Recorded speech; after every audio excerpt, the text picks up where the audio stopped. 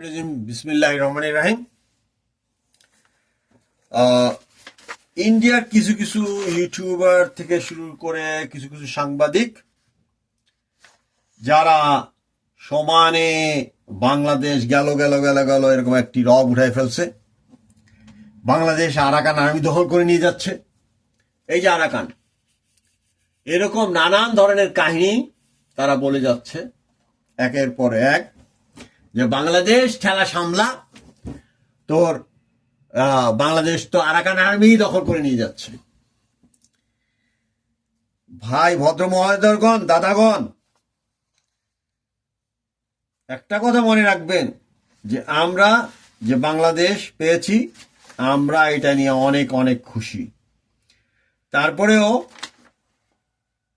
মনে রাখবেন যে এই বাংলাদেশ একটা যুদ্ধের বিনিময়ে স্বাধীন হয়েছিল।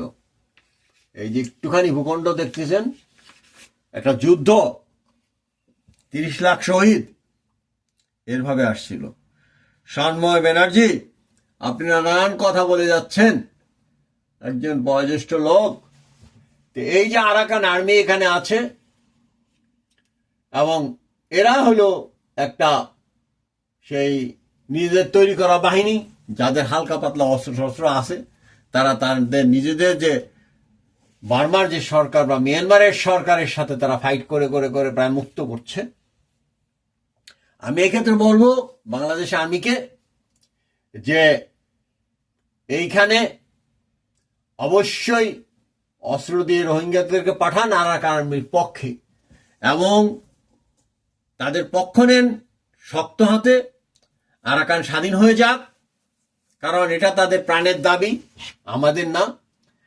সেখানকার মানুষ সুখে থাক, আরাকানের মানুষ সুখে থাক, বাংলাদেশের মানুষ সুখে থাক, মণিপুর, মিজোরাম, মেঘালয়ের মানুষ সুখে থাক, এটাই আমরা কামনা করি, অন্য কিছু না। আমরা বিচ্ছিন্নতা বিশ্বাস করি না, কিন্তু মানুষ হত্যা করবে এটাও আমরা বিশ্বাস করতে রাজি না। বাংলাদেশে কমপক্ষে 2টি সাবমেরিন আছে, এবং আরাকান আর্মির তো আর সাবমেরিন নাই, বোটও নাই সম্ভবত। কাজে আপনারা দাদারা যেই কাদায় চিল্লাপাল্লা করতেছেন যে আরাকান আর্মি বাংলাদেশ খেয়ে ফেললো, এই চিন্তা বাদ দিয়ে নিজেদের চিন্তাটা একটু করুন না। আমরা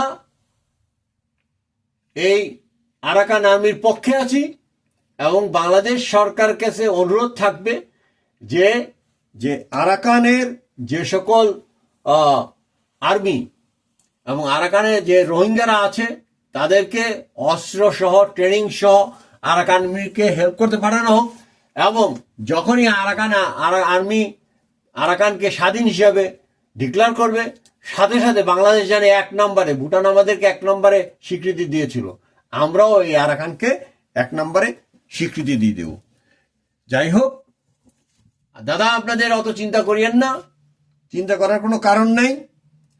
আপনার এই আরাকানের ব্যাপারে আমাদের কথা একটাই, যে সেখানকার সংখ্যাগরিষ্ঠ লোক যদি স্বাধীনতা চায়, আমরা তার পক্ষে, আমরা জুলুম এবং নির্যাতনের বিপক্ষে। এই কথা বলে শেষ করছি। বাংলাদেশ মানব জেটের পক্ষ থেকে আমি কাজী মোশাররফ হোসেন। আসসালামু আলাইকুম।